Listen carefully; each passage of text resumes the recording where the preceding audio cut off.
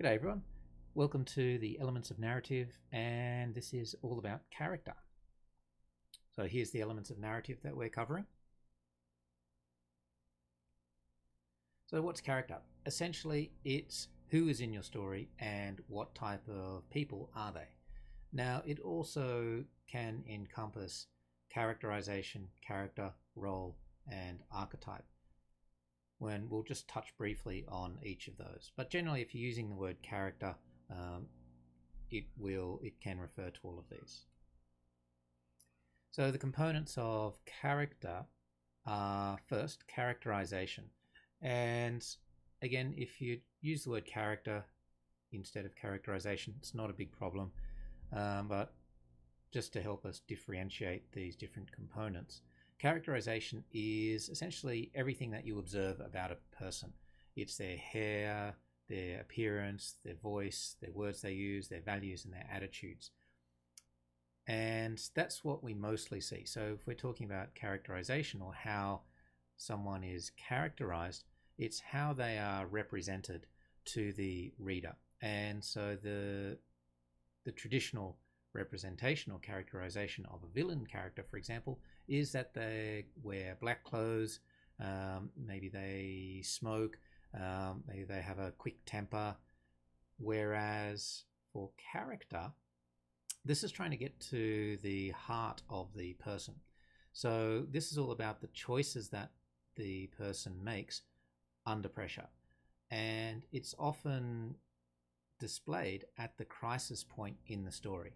Now, if this is a tragedy, the main character will make the wrong choice, and the story will end in a tragedy.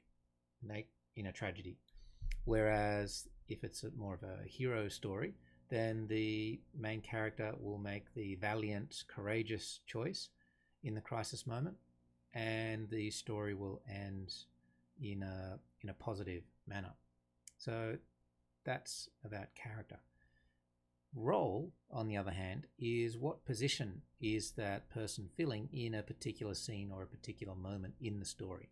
And the three basic roles that someone can take in a scene or a moment in the story is the victim, the villain, or the hero. And these can shift across different people in the story. So just take Romeo and Juliet, for example, in Act 3, where Tybalt has come to find Romeo. He finds Mercutio and Benvolio instead.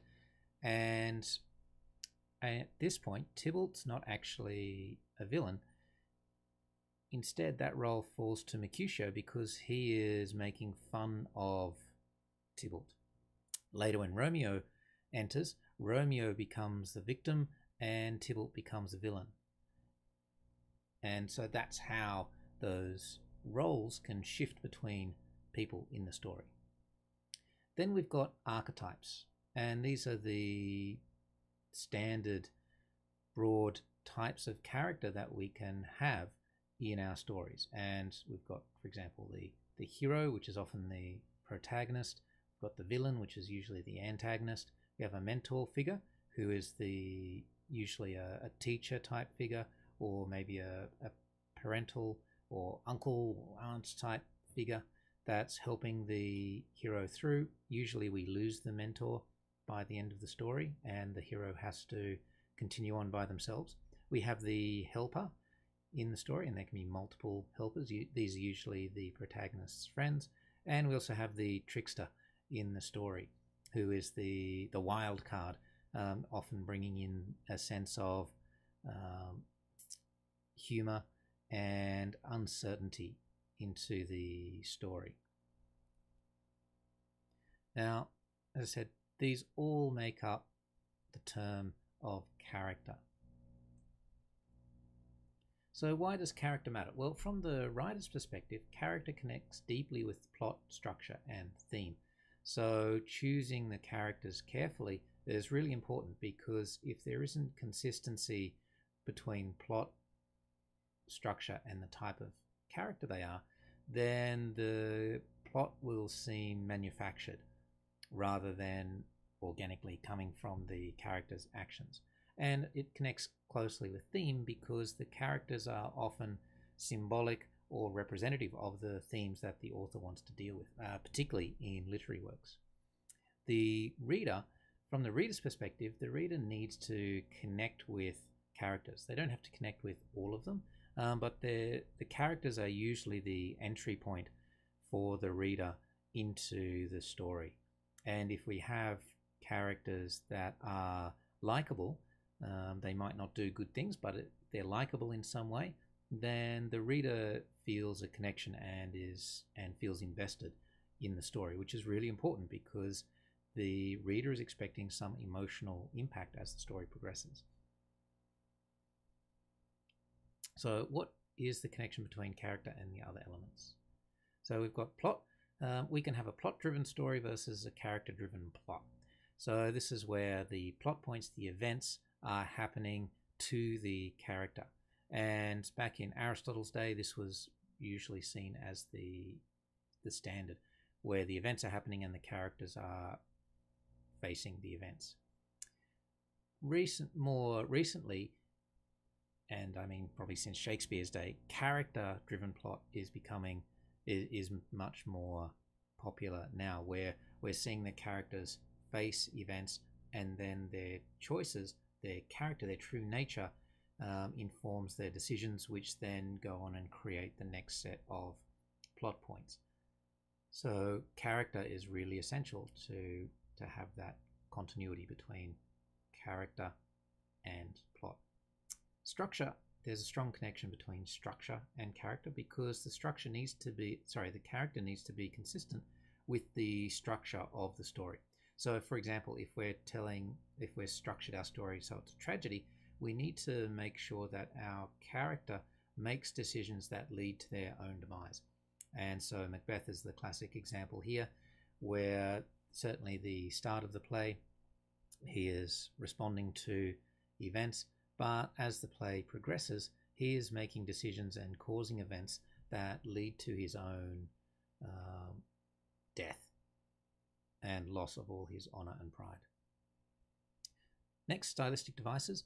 Often likable characters have fun dialogue, and so you'll often see writers really give the sharpest and most interesting dialogue to the characters they want to make likable. Genre. Some genres demand particular archetypes. For example, the thriller genre, the lone hero is a popular archetype for a lot of thriller genres. So depends a lot on the genre there. Setting can shape character and characterization, not always though. So it depends a little bit on the story you're telling and what you want to bring out. Point of view. This is really important because point of view is who's telling the story, and so the reader can learn a lot about character through the point of view, and especially if the protagonist is also the point of view character. We're seeing the story through the protagonist's eyes, then point of view becomes really important. Conflict tests the characters. So conflict really shows us what people these are that are in the story, because ultimately it's their choices when they're faced with conflict that tell us who they are, whether they are honorable people, whether they are weak people, whether they engage in betrayal, whether they value friends and family or maybe money. It's the conflict that brings that out. And finally, theme. Characters often represent themes in the stories.